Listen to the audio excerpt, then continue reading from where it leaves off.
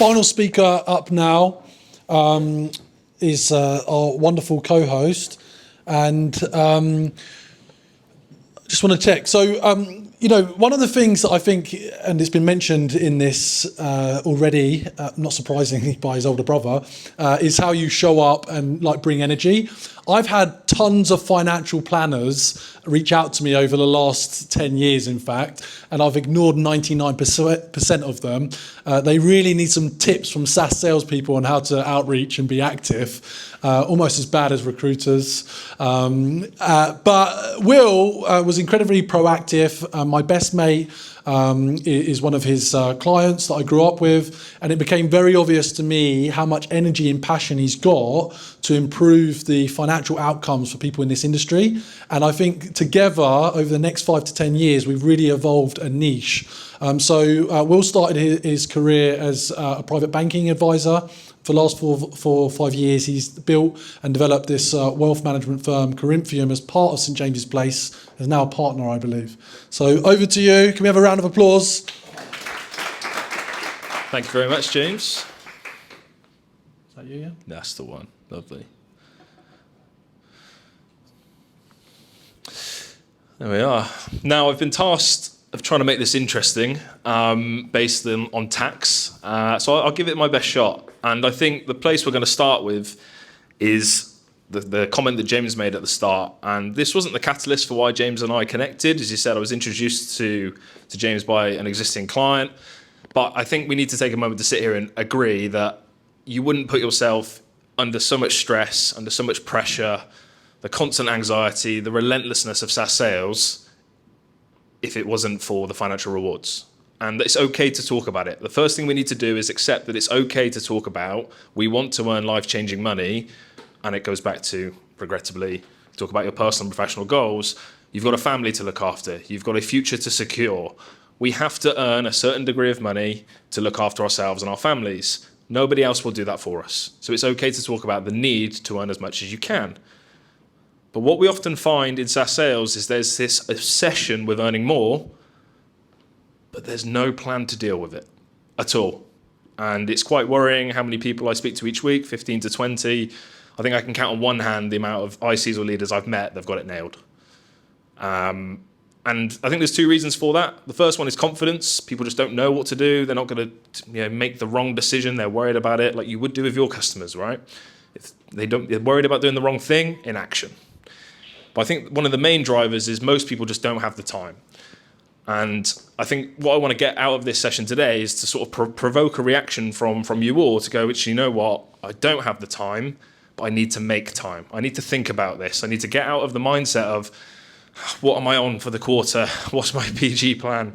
What am I actually doing all of this for? Because eventually the quarter rolls into the next, the financial year rolls into the next, and you'll be going, well, actually, what's the end result of all of this? What do I want in my life?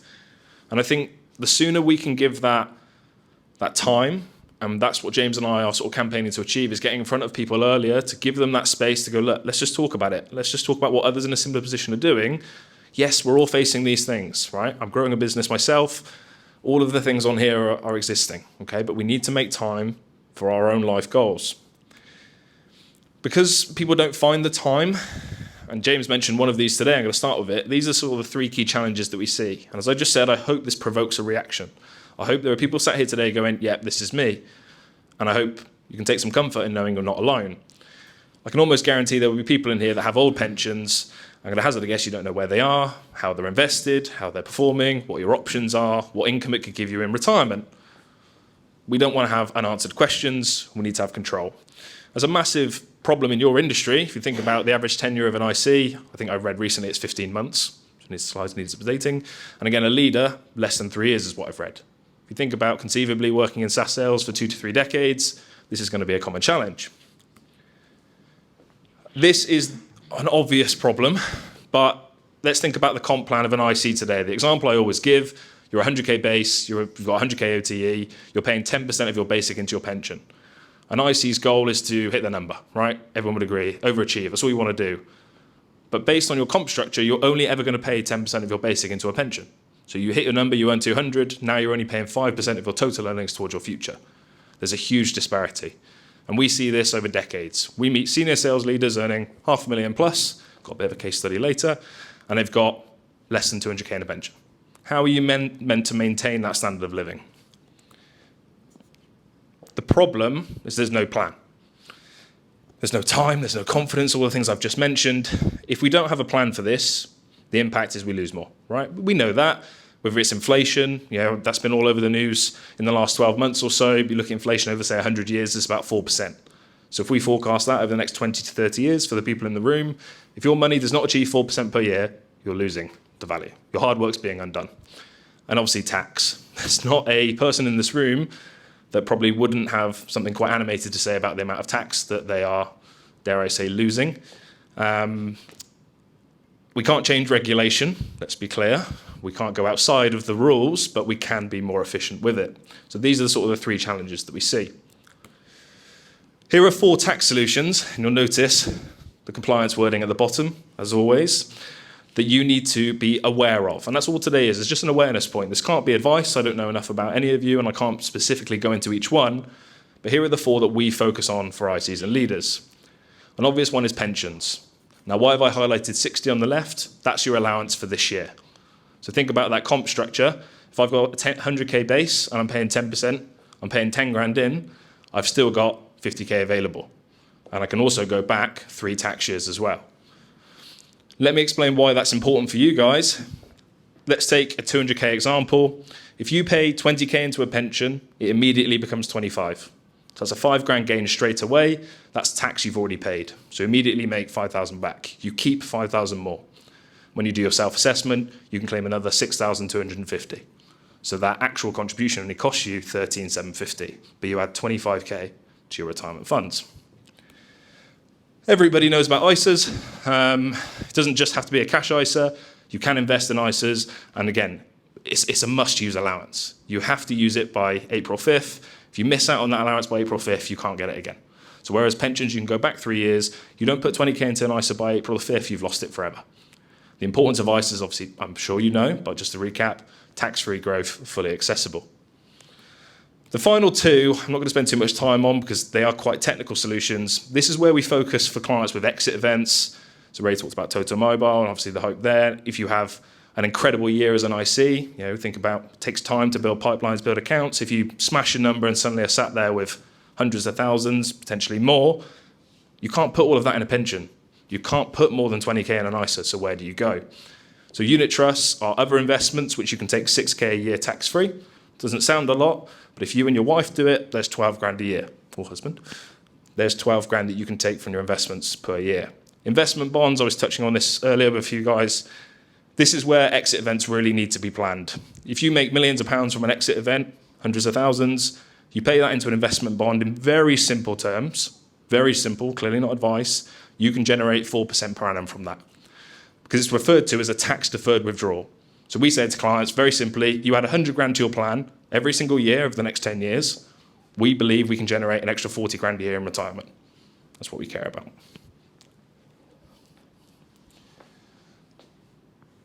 This is what everybody needs.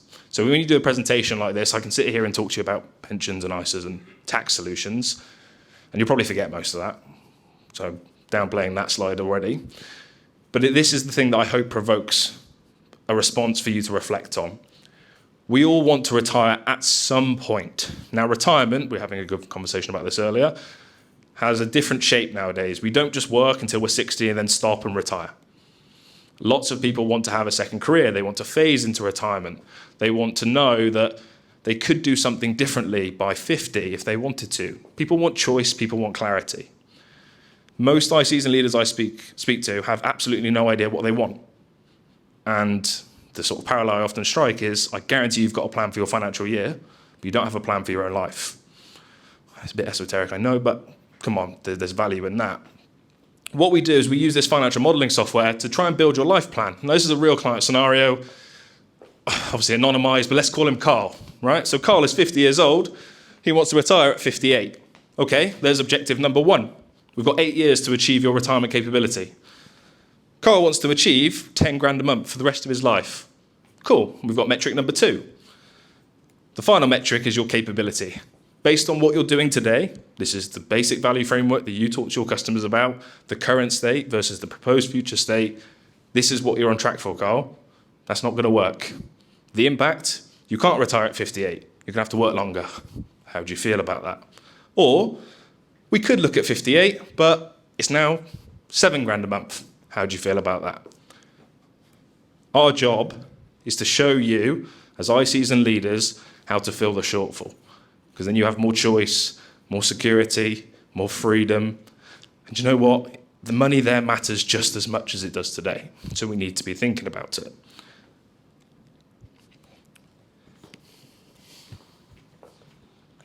I think when you do any presentation, having 3 things to focus on and take away is what rounds it up and really gives it some reflection.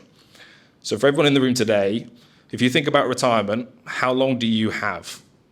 So if you don't know, that's the first takeaway. What do I want my life to look like over the next 5 years, 10 years, 15 years?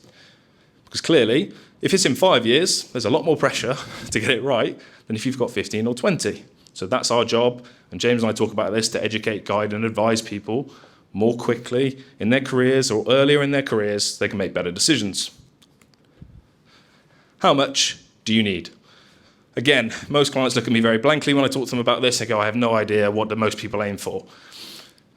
We kind of want to come away from that because you aren't most people. You are your own person, you've got your own life, you need to have your own purpose.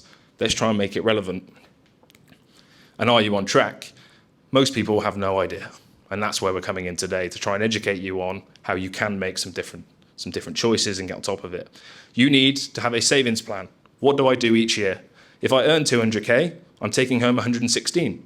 Did you know that? That's $9,000 a month. If I'm spending 5, I should be saving 4. Just have some clarity on it. An income plan. If we go back to this, nobody's telling you at 58 how to take your income. You're not employed anymore. You've just spent 20, 30 years, PAYE. You've had a BMC Software of the world or an Okta of the world or whoever it may be paying your salary. That doesn't exist anymore. You are responsible for creating it. So how are you doing that? How are you doing that to manage tax? And finally, what are the threats? Often clients go, well, the exit event might not happen, or I might not hit my number. Okay, yeah, of course, we can model that. What about health? What about something happens with your family, or something like that? Life's unpredictable. Having a plan in place will help you be better prepared. And I just think that as we round up these sessions today, these are some things to reflect on. You all want to work, you all want to be successful, you all want to learn from other speakers. There's an end goal. What does that look like for you? And if you haven't had the chance to reflect on it, the best thing you can do, whether it be with us or not, is to do it now. So hopefully that's a bit of a takeaway for you. Thank you. Thank you very much. Good job.